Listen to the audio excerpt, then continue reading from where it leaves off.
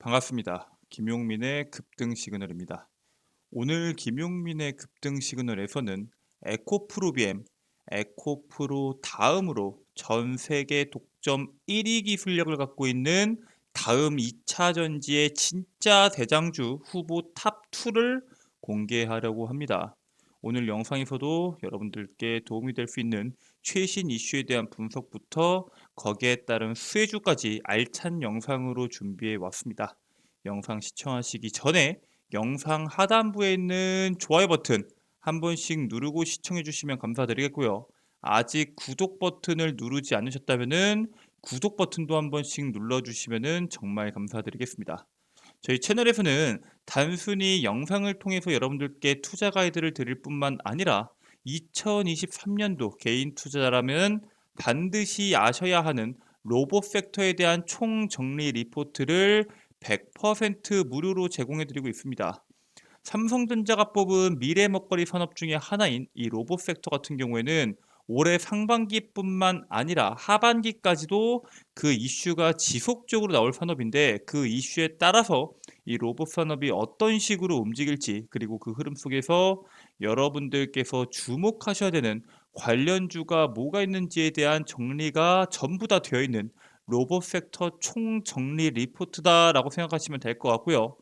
해당 리포트를 다운로드 받는 방법에 대해서는 제가 오늘 영상에서 자세하게 설명드릴 예정이니까요. 지금부터 영상 끝까지 집중하셔서 시청해 주시면은 그 방법을 알 수 있다라고 말씀을 드리겠습니다. 자, 그러면은 바로 오늘의 본 내용으로 넘어가서 지금 엄청난 시세를 보여주고 있는 이 에코프로와 에코프로 BM 다음으로 전 세계 1위 기술력을 갖고 있는 2차 전지의 진짜 차기 대장주 지금부터 말씀을 드리도록 하겠습니다. 일단 시장의 최신 이슈에 대해서 먼저 여러분들께서 체크해 보실 필요가 있는데 일단은 이번에 테슬라에 대해서 또 악재가 나왔습니다. 테슬라 또 리콜, 볼트 문제, 모델 Y 3,400대가 리콜됐다라는 내용이 나왔습니다. 이게 지난달에 완전 자율주행에 대한 결함으로 36만 대가 넘는 전기차를 리콜 조치했던 테슬라가 이번에 미국에서 모델 Y 차량 일부가 볼트 조임에 대한 문제가 있다라는 내용이 나오면서 리콜을 진행을 했습니다. 미국의 도로교통안전국은 의자 등받이 프레임을 고정하는 볼트가 느슨해지면서 안전벨트 성능 저하로 만약에 충돌하게 됐을 경우에 부상에 대한 위험이 증가할 수 있는 가능성이 상당히 높다라고 언급을 했고요. 이번에 테슬라 같은 경우에는 이번 리콜로 인해서 부상이나 사망 사고는 접수되지 않았다. 그냥 문제가 있기 때문에 리콜을 한 것이다라는 전달을 하긴 했습니다. 그래서 이 부분에 대해서 이야기가 많은 게 이게 성장기에 진입한 이 전기차 산업의 선두는 테슬라가 맞죠. 근데 문제는 테슬라의 치명적인 약점이 있습니다. 바로 다른 기업 대비해서 낮은 제조업에 대한 기술 이 한 가지가 지금 테슬라의 가장 큰 약점 중에 하나로 뽑히고 있어요. 사실 현대자동차뿐만 아니라 뭐 독일의 벤츠, BMW, 아우디, 뭐 폭스바겐 등등등 여러 개의 완성차 기업들을 보면은 이 제조 업력이 상당히 길죠. 근데 테슬라 같은 경우에는 그 업력이 상당히 짧습니다. 바꿔 말하면은 테슬라의 단점이 명확하다는 거예요.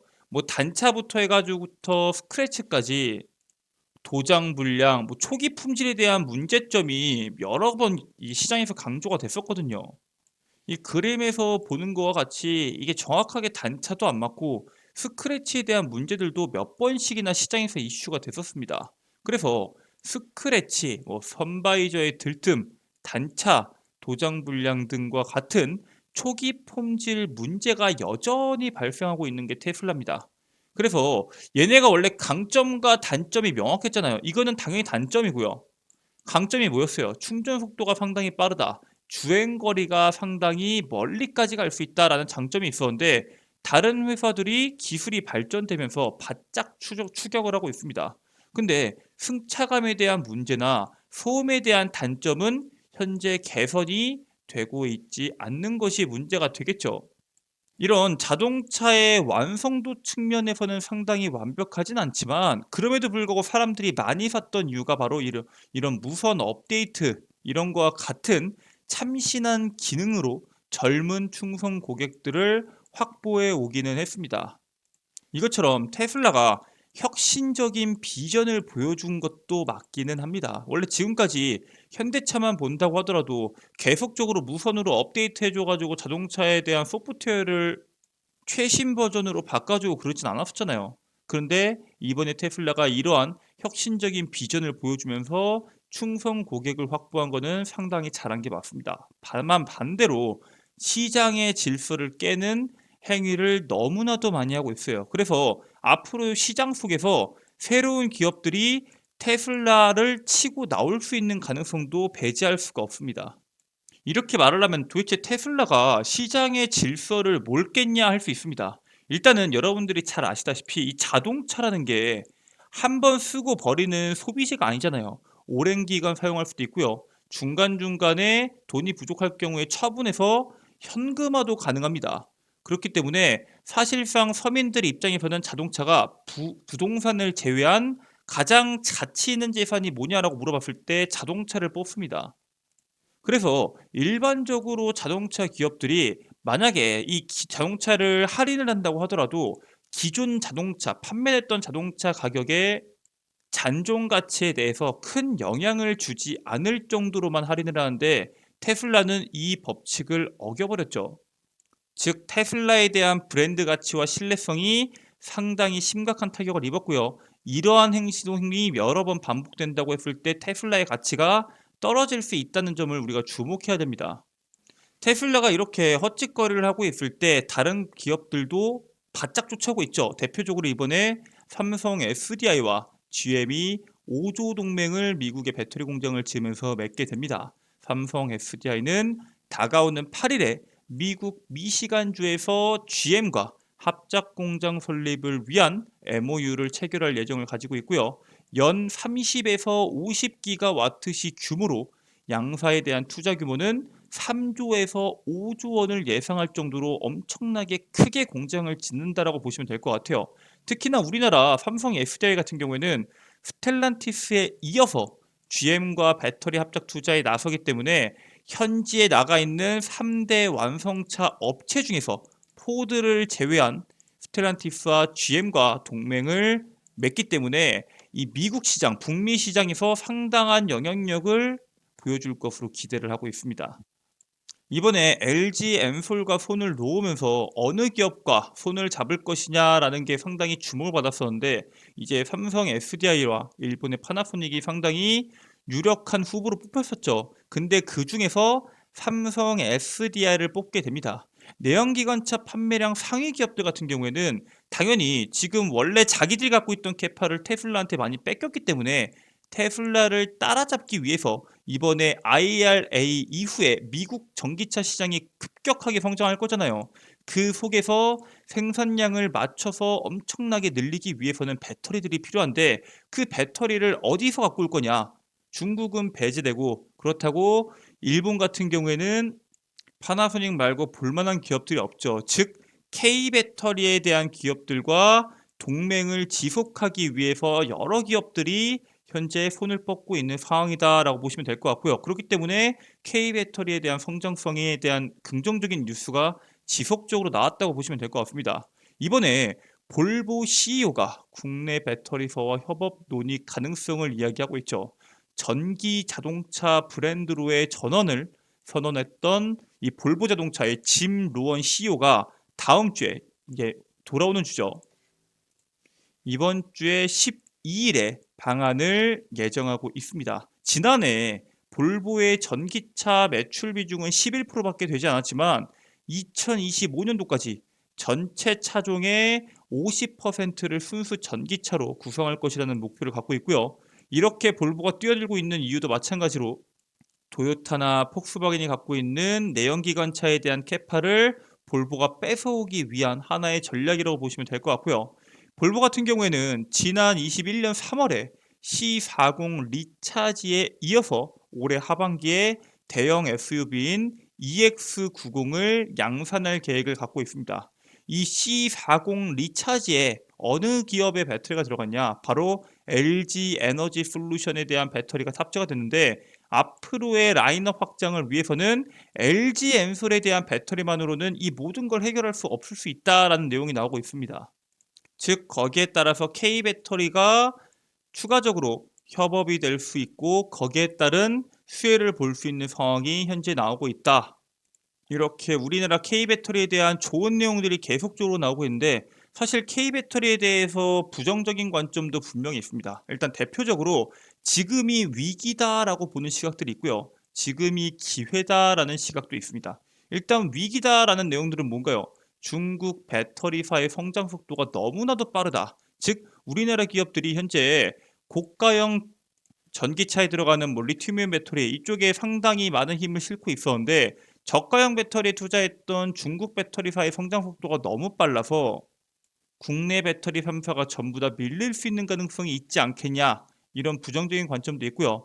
이번에 미국 인플레 감축법이 중국을 견제하지 못할 수도 있다. 즉 중국을 견제하지 못하면은 지금처럼 빠르게 성장하고 있는 중국의 가파른 상승세를 막을 수 있는 방법이 없다라는 문제점을 갖고 있습니다.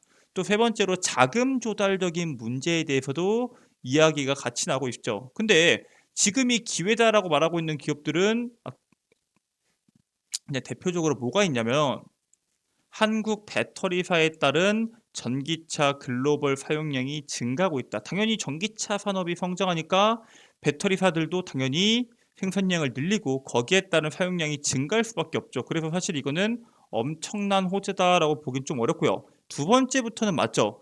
한국 3사 모두 해외 합작 공장 건설에 상당히 활발한 움직임을 보여주고 있습니다. 특히나 미국과 유럽 부분에 대해서는 공장을 공격적으로 짓고 있다는 것은 상당히 긍정적으로 봐야 되는 부분 중에 하나고요.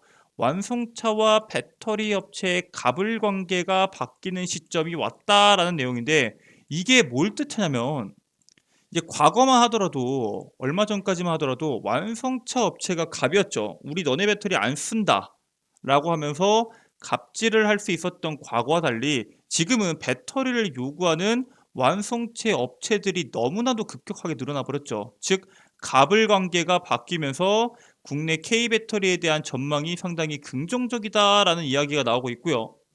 이게 왜 그렇게 더 심해질 수 있냐면은 중국을 배제하기 때문에 가능한 거겠죠. 근데 문제는 다가오는 3월에 미국의 IRA와 유럽의 CRMA, 그러니까 핵심 원자재법이죠. 이 내용이 중국 견제를 만약에 못한다고 했을 때 K배터리의 기대 효과가 생각보다 적을 수 있다는 전망도 같이 나오고 있습니다. 그리고 지금 가장 큰 문제점이 뭐냐? 바로 돈을 쏟아부어서 공장을 지어서 생산량을 늘려야 되는 시점에서 자금 조달이 쉽지 않다는 겁니다.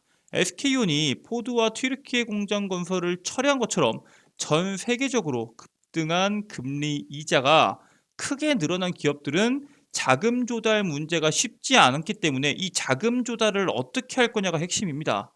시간이 지날수록 이 경쟁하는 2차 전지 기업들 중에서 자금 자체가 상당히 안정적인 기업과 이미 기업들이 투자를 해서 생산 준비를 끝낸 기업들이 시장에서 계속적으로 주목받을 수밖에 없는 상황이 올 거고요. 특히나 우리나라 기업들 중에서 양극재 기업들 있죠. 뭐 에코프로비엔 같은 기업들이 시장에서 주목받을 수 있는 이유 중에 하나가 바로 자금 마련이 상당히 뛰어난 수단을 가지고 있기 때문도 한몫을 한다라고 보시면 될 것 같습니다. 대표적으로 재무통 영입한 에코프로비엠 4조 설비 투자금 마련의 총력이라는 내용이 나왔죠. 2022년도부터 2026년도까지 4조 원 투자를 통해서 양극재 생산 설비를 연 55만 톤을 계획 중인 에코프로비엠 현재는 18만 톤이니까 지금의 3배 이상을 생산해내려는 목표를 갖고 있죠. 지난달에 만기가 1년 미만인 단기 사채 한도를 2천억 원을 새로이 설정을 해서 자금을 갖고 올 수 있도록 준비하고 있고요. 이게 쉽게 말해서 우리로 따지면은 마이너스 통장입니다.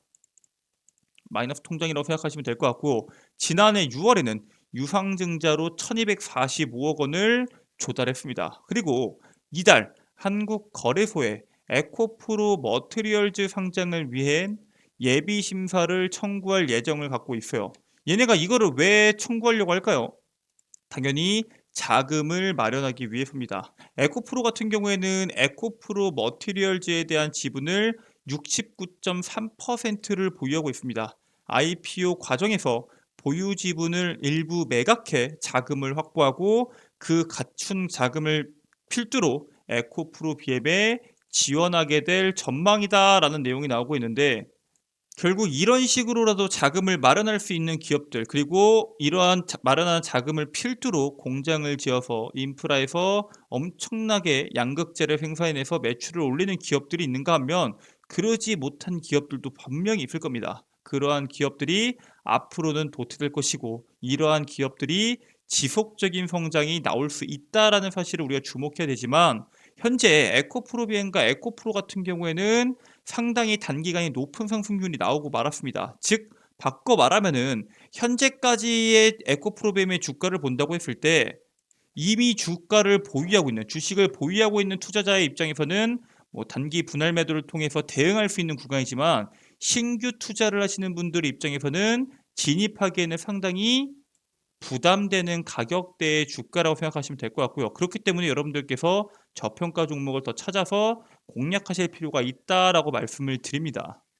자, 그리고 에코프로비엠이 이렇게까지 투자한 이유가 뭘까요? 이 시장 자체가 급격한 성장을 계속해서 보여주기 때문입니다.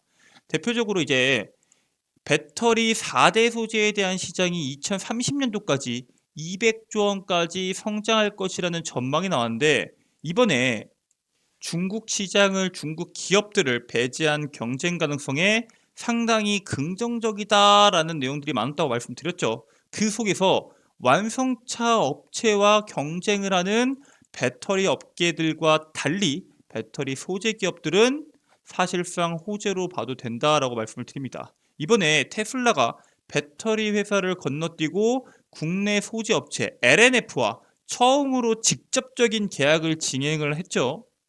그에 따른 배터리 업체들 입장에서는 사실 완성차 업체와 더 치열한 경쟁이 예상이 되지만, 배터리 소재 기업들 입장에서는 생산 업체든 아니면은 완성차 업체든 수주를 할 수 있다라는 강점만 유지하면 되기 때문에 사실상 큰 영향력은 없다라고 보시면 될 것 같고요. 결국 이 모든 내용들이 정책에 따라서 크게 바뀌는 이 신성장 산업 속에서 수혜를 봐야 되는 종목을 찾는 거기 때문에, 여러분들이 반드시 이 정책이 어떻게 나오냐를 가장 주목할 필요가 있다라고 말씀을 드립니다. 지금 당장 3월 달에 준비되어 있는 3월 중순에는 CRMA가 있고요. 그 다음에 3월 말에는 IRA가 있죠. 근데 이번에 EU의 핵심 원자재법도 그렇고 미국의 IRA도 그렇고 결국에는 중국을 견제하기 위한 거지 서로가 서로를 견제하기 위한 게 아니잖아요. 그렇기 때문에 이번에 EU와 미국의 전기차 보조금 합의에 대한 결과가 어떻게 나오냐가 상당히 중요한 상황입니다. 미국과 EU가 IRA 전기차 보조금 문제로 촉발된 갈등을 봉합하기 위해서 합의안을 이르면 이번 주 내로 내놓을 전망이다라는 기사가 나왔고요. 이유는 합의를 통해서 미국과 FTA를 체결한 국가들과 동등한 수준의 지위를 획득하는 것이 목표다. 목표가 명확하죠. 중국이나 특정 국가와의 기업이 복가점하는 것을 막기 위한 정책이 이 IRA와 CRMA인 만큼, 이번 합의를 통해서 유럽과 미국의 공장을 지으려는 움직임이 지속적으로 나올 겁니다. 왜? 미국과 유럽은 사실상 이번에 합의를 하게 된다고 하면은 동맹과도 같은 효과를 볼 수 있다라고 보시면 될 것 같고요. 그렇게 되면은 이 전기차의 3대 시장 중에서 점유율을 잡기 가장 어려운 이 중국 시장, 중국이 꽉 잡았으니까 사실 치고 들어갈 틈이 많이 없고, 지금 우리가 치고 들어가야 되는 시장이 이제 유럽 시장과 미국 시장이기 때문에, 이러한 미국 시장과 유럽 시장을 잡기 위한 기업들의 투자가 지속적으로 나올 겁니다. 그러니까 공장을 계속 지을 수밖에 없다라는 뜻이겠죠. 자, 근데 우리나라뿐만 아니라 전 세계에 있는 기업들이 다 지을 겁니다. 그러면 우리나라는 어떠한 경쟁력이 필요하겠죠. 그 경쟁력이 뭐가 있냐? 바로 LFP 배터리입니다.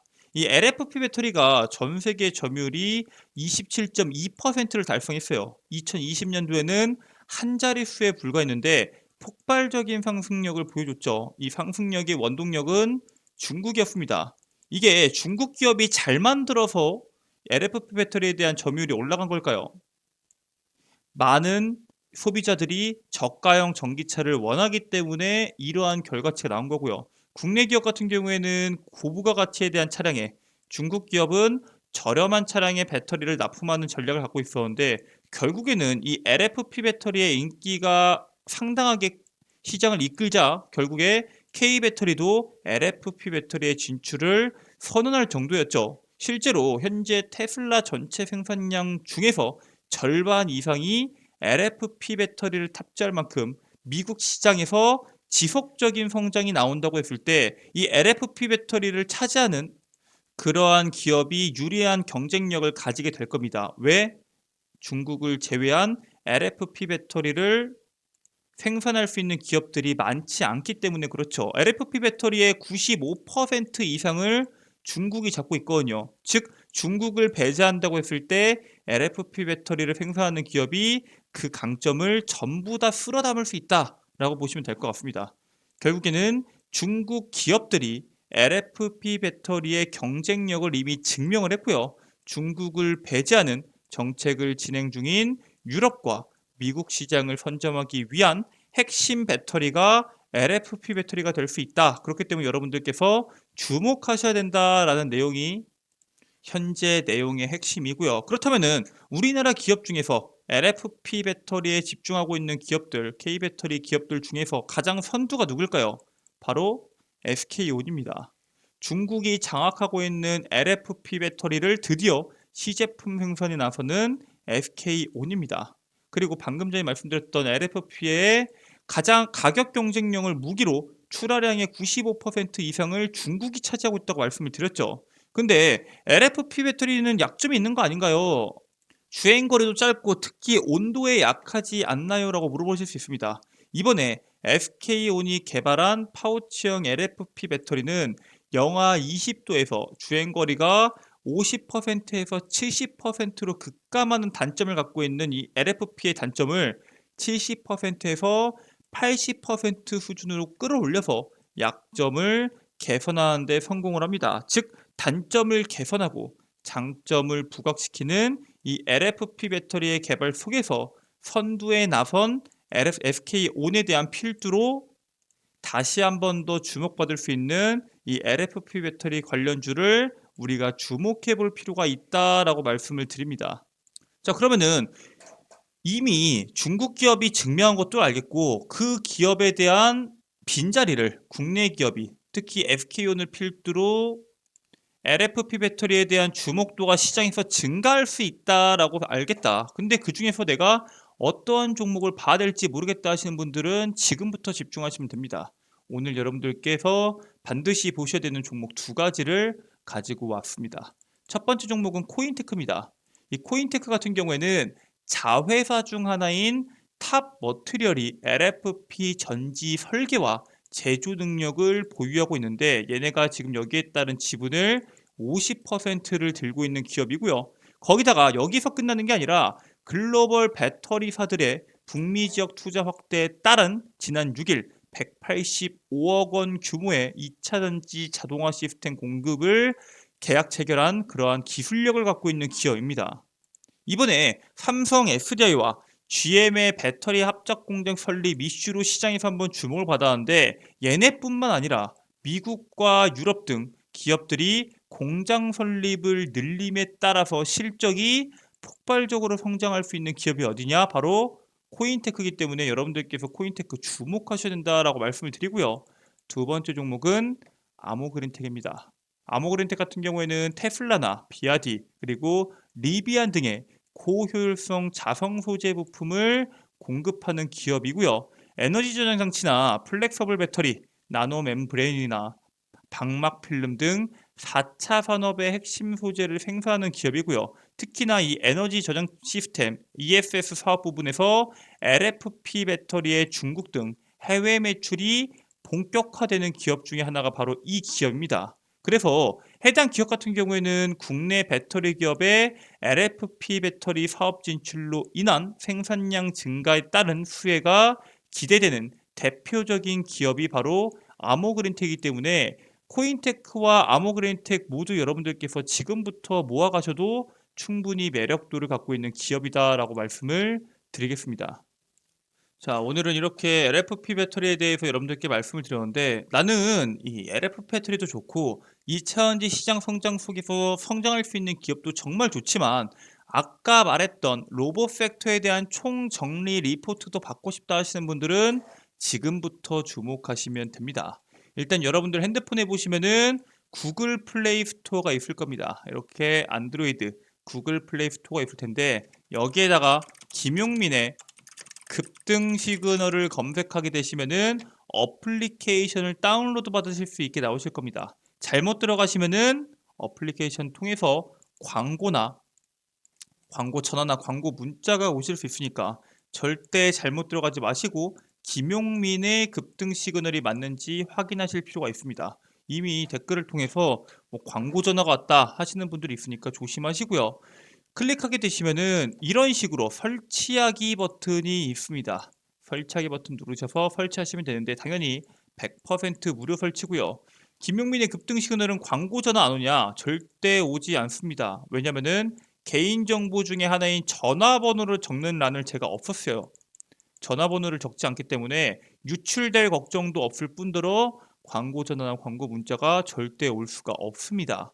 그렇기 때문에 여러분들께서 마음 놓고 설치하신 후에 이용하시면 되시는데 설치하게 되시면 이렇게 네 가지의 카테고리가 나올 겁니다. 그 중에서 가장 위에 있는 급등 추천주 공지사항에 있는 상반기 로봇 섹터 총정리를 클릭하시게 되시면은 하단부에 로봇 섹터 총정리 PDF 파일을 다운로드 받으실 수 있도록 제가 업로드해 놓았고요. 100% 무료로 설치가 가능하신 만큼 꼭 들어오셔서 설치하셔서 여러분들 투자에 도움이 되시길 바라겠습니다. 그리고 급등 시그널에서 또 다른 컨텐츠에 대해서 제가 간단하게 설명을 드리겠습니다.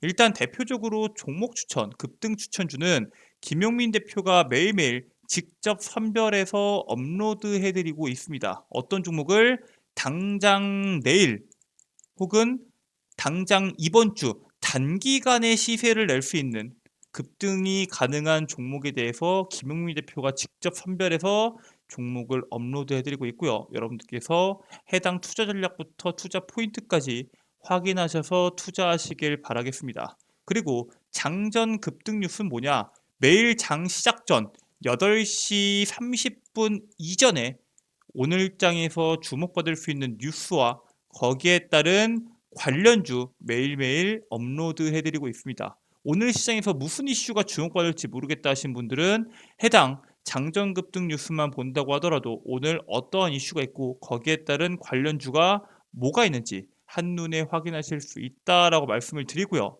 급등주 완벽 분석은 뭐냐? 매일매일 시장에서 주목받는 강한 이슈들, 그 강한 이슈들이 왜 주목받았는지, 그리고 거기에 따른 관련주는 뭐가 있는지, 그 관련주에 따른 이슈가 뭐가 있길래 이러한 관련주로 편입되는지 모든 내용이 정리되어 있는 급등주 완벽 분석 카테고리입니다. 즉, 급등 추천주를 통해서 내일 공략할 종목, 장전 급등 뉴스를 통해서 오늘 시장 주목받을 내용과 거기에 따른 관련주, 급등주 분석을 통해서 어제자 시장에서 주목받았던 내용까지 모든 내용을 한 어플에서 확인할 수 있는 개인 투자자 필수 어플리케이션이고요.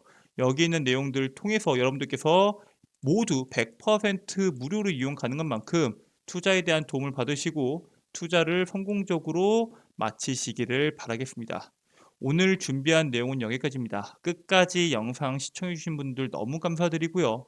오늘 영상도 종료하시기 전에 영상 하단부에 있는 좋아요 버튼, 구독 버튼을 누르지 않았다면 구독 버튼을, 그리고 응원 댓글까지 한 번씩 작성해 주시면 정말 감사드리겠습니다. 저는 내일 새로운 이슈와 거기에 따른 수혜주로 돌아오도록 하겠습니다. 끝까지 시청해 주셔서 감사합니다.